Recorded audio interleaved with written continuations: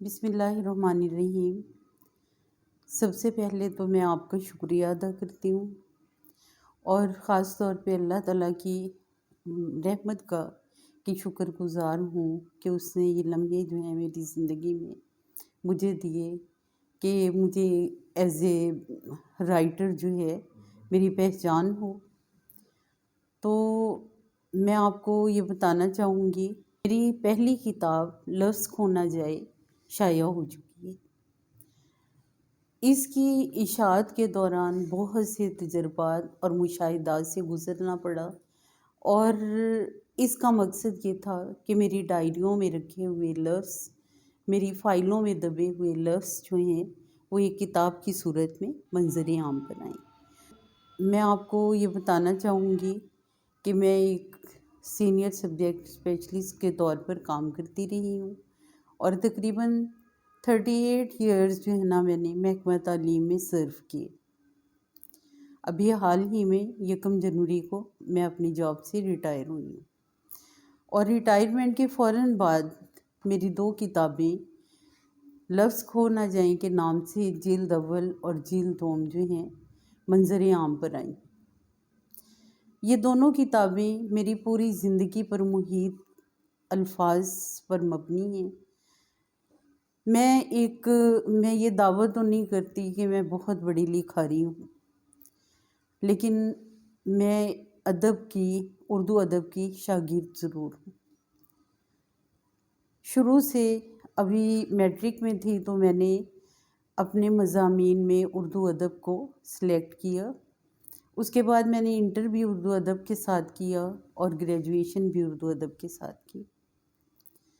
میرا کہنا یہ ہے کہ فنون لطیفہ جو ہے وہ سکھانے سے یا کسی میں پیدا کرنے سے نہیں آتی، بلکہ یہ چیزیں جو ہیں شاعری، گلوکاری، مصوری، اداکاری، یہ سب کے سب فنون جو ہیں اللہ تعالیٰ کی طرف سے ودیعت کردہ ہیں۔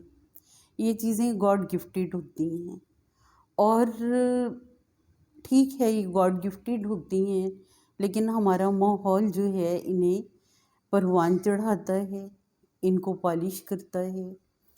تو میری خوش قسمتی کے ادب سے لگاؤ تو تھا ہی، بچپن ہی سے تھا، لیکن اس حد تک کہ میں چیزوں کو پڑھتی تھی، خاص طور پہ اردو کی کتابیں، اپنے سلیبس کی کتابیں، خاص طور پہ ان میں سے اردو کی کتاب جب آتی ہے تو میں رات ہی رات میں اسے ختم کر لیتی۔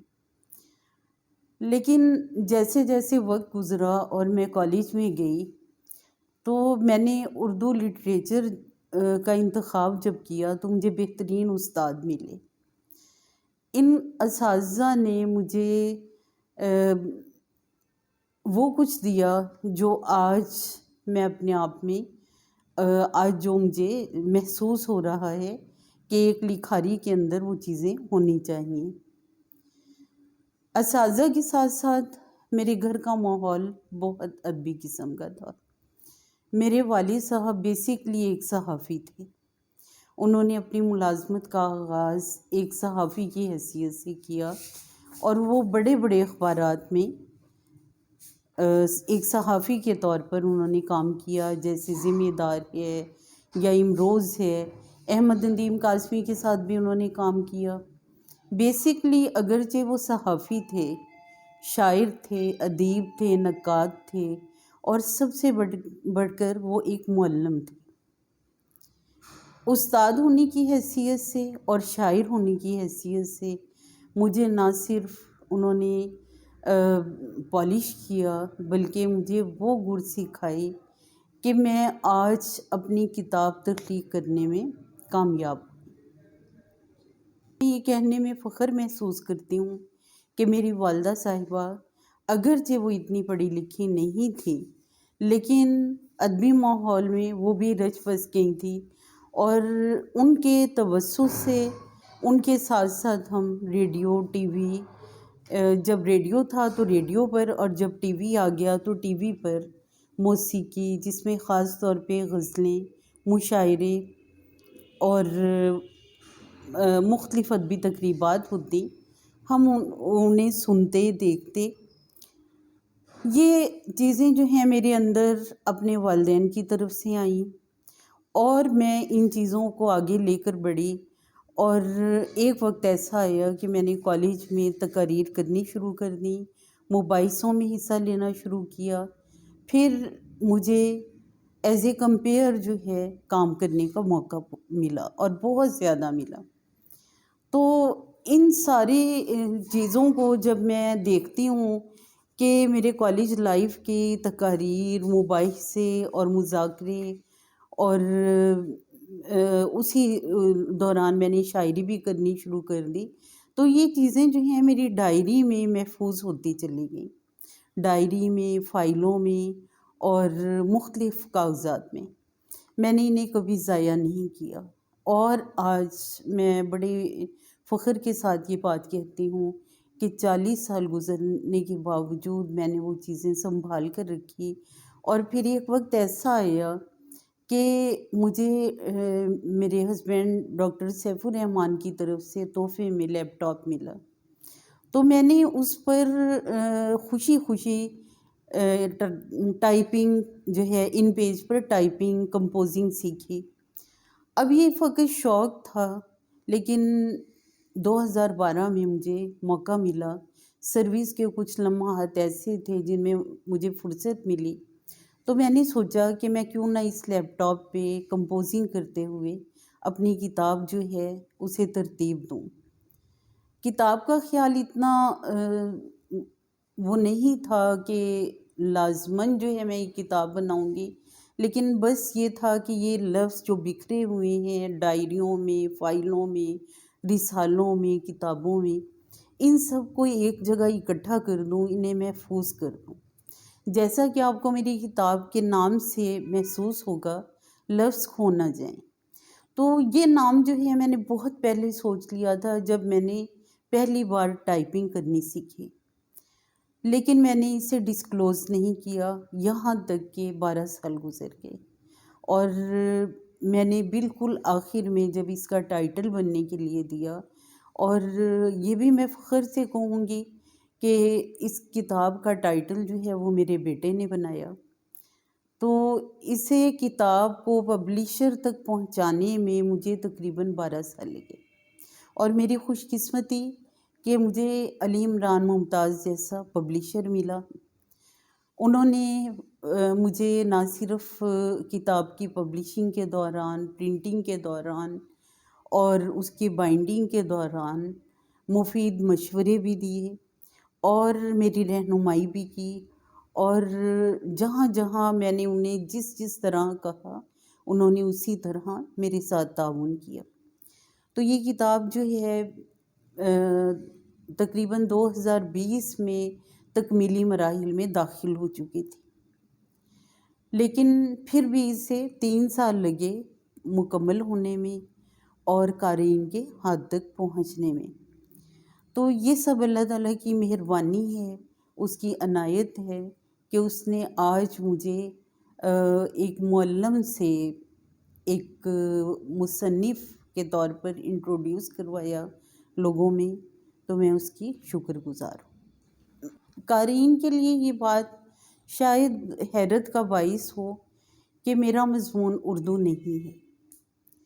میں پولیٹیکل سائنس کے ساتھ ماسٹرز میں نے کیا اور میرا مضمون سیاسیات ہے. دراصل بات یہ تھی کہ مجھے دونوں ہی مضامین پسند تھے. جب میں نے گریجویشن کی تو میرے پاس آپشنز تھے کہ میں اردو لٹریچر کو آگے لے کے چلوں یا سیاسیات کو. میں نے دونوں مضامین کے سلیبس منگوائے، لیکن مجھے پھر بہتر یہ لگا کہ میں سیاسیات میں ماسٹرز کروں. لیکن 38 سال سروس کے دوران میرے رفقائے کار، میرے شاگرد، میرے جو آفیسرز تھے وہ یہ سمجھتے رہے کہ میرا سبجیکٹ اردو ہے. تو مجھے اردو اور سیاسیات دونوں میں کبھی جو ہے میں اسے فرق نہیں محسوس کر سکی، اور مجھے یہ نہیں لگا کہ میرا سبجیکٹ یہ نہیں، یہ ہے، مجھے یہ نہیں یہ پڑھانا چاہیے، میں نے اردو کو بھی 38 سال پڑھایا۔ سیاسیات اگرچہ میرا سبجیکٹ ہے اور مجھے سیاست میں دلچسپی بھی ہے، میں روزانہ کے معمولات میں میری یہ بات شامل ہے کہ میں خبریں دیکھتی ہوں، ٹاک شوز دیکھتی ہوں، اخبارات پڑھتی ہوں، اور جو سیاست ہے اس سے تقریباً میں ان ٹچ رہتی ہوں، اور اپنے اسٹوڈنٹس کے ساتھ بھی سیاست کے ٹاپک پہ بات کرتی ہوں۔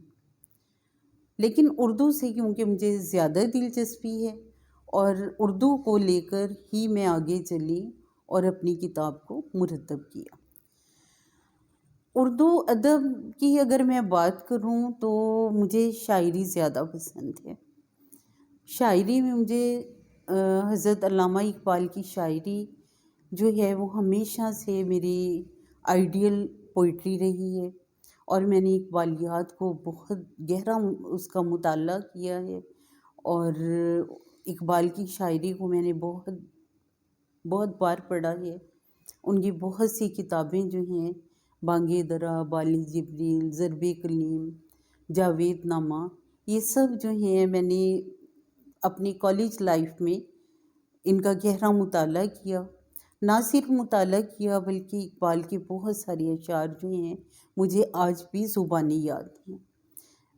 ایک زمانہ تھا کالج لائف میں جب میں نے اقبالیات ہی کے موضوع کو لے کر میں نے بیت بازی میں حصہ لیا اور اقبال کے ہزاروں اشعار یاد کیے۔ اقبال کے علاوہ مجھے امجد اسلام امجد اور خاص طور پہ پروین شاکر بہت پسند ہیں۔ پروین شاکر کی خود کلامی، خوشبو، انکار، ماہ تمام، یہ تمام کتابیں جو ہیں میں پڑھ چکی ہوں، اور خوشبو کو میں نے بارہا پڑھا ہے اور ہر بار میں نے ایک نیا لطف اٹھایا۔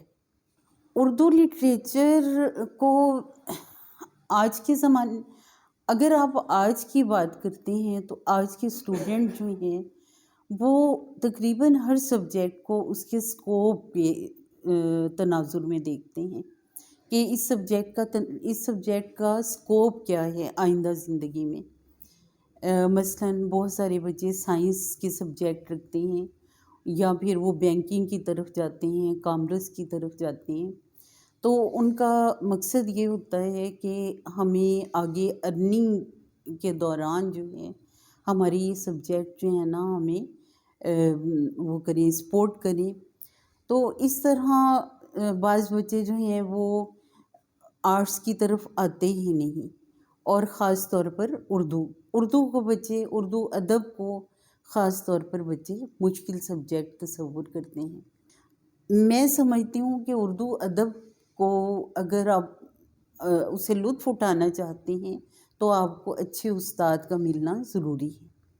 اردو پڑھانے کے لیے اگر اچھا استاد میسر ہے تو پھر کوئی بات نہیں کہ شاگردوں میں دلچسپی پیدا نہ ہو۔ دیکھیں، اردو ادب کی اسٹوڈنٹ ہونے کے ناطے میں اگر کہوں کہ میری پوری زندگی جو ہے اس مضمون سے لطف اٹھاتے، اس مضمون کو دلچسپی سے پڑھتے گزری ہے تو بے جانا ہوگا۔ کوئی ایک ایسا لمحہ کہ جس میں مجھے اردو ادب سے بہت زیادہ لطف اٹھانے کا موقع ملا ہو، وہ ایسا تو نہیں، لیکن میں نے اردو کی اسٹوڈنٹ ہوتے ہوئے ہمیشہ تقاریر، مضامین اور مشاعرے، خاص طور پہ مشاعرے، کیونکہ میرے والد صاحب ایک شاعر تھے، نہ صرف شاعر تھے بلکہ وہ ایک منتظم بھی تھے، بہترین منتظم۔ تو ان کے زیر انتظام بہت سے قومی مشاعرے منعقد ہوتے، اور اس طرح مجھے موقع ملتا کہ میں ان مشاعروں میں حصہ لوں سامعین کے طور پہ، یعنی میں وہاں پہ جا کر قومی شعراء کو سنا کرتی تھی۔